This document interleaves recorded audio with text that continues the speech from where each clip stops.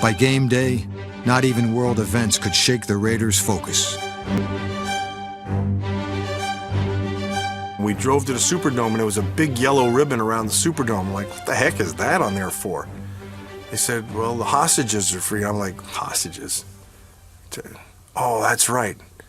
There were some hostages. I was so focused on what was going on. I didn't have a clue what was going on in the world.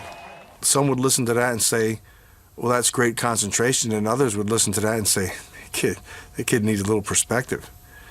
But we were there to play one more football game. And to go to that game and not to be prepared to play would have just been awful for what we had already accomplished. It wouldn't have meant anything. Super Sunday, what a day. I can't believe it. I can't believe it. It's like a dream come true. It's unbelievable. Yes, and we're going to win. We are going to win, no question. It was a great feeling. I was so proud to run out there.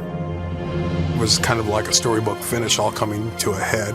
In some ways, the Super Bowl was anticlimactic because the best team in football, we thought, were the San Diego Chargers. We knew the Eagles had beat us. We knew we could beat them. We knew that if they came in the way that they came into that game we played them in the season, we could beat them. You know, I was ready once I stepped on that field. I still had something to prove to myself and to whoever else. Plunkett on a straight drop back. Here comes the rush. Steps up. Can't find anybody yet. Takes off running to the left. Rolls on the move. And it's caught by King at the 40. Takes over the 50. He'll go all the way. Nobody knows. To the 20. To the 10. To the 5. Touchdown Raiders. Plunkett's eating us alive. In just 3 months, Jim Plunkett had gone from Heisman bust to super savior. 3 touchdown passes capped one of the greatest personal comebacks in NFL history.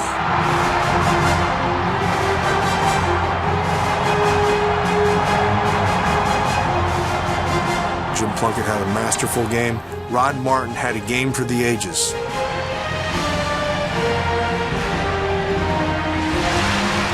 He was everywhere. He was everywhere. He had 3 interceptions. He wasn't Bobby Chandler, but with a little bit of stickum, he could hang on to the thing. That was probably compliments of the judge. He played as good a Super Bowl as any defender has ever played. Did not get the MVP. Jim Plunkett got the MVP. Jim deserved it, but Rod deserved it just as much. I felt really, really good for Jim because he had paid his dues, just like everyone else. But it meant a lot to him to be the guy that led us through that Super Bowl. It's a great feeling. Finally accomplished something that everybody who ever gets in the NFL wants to do.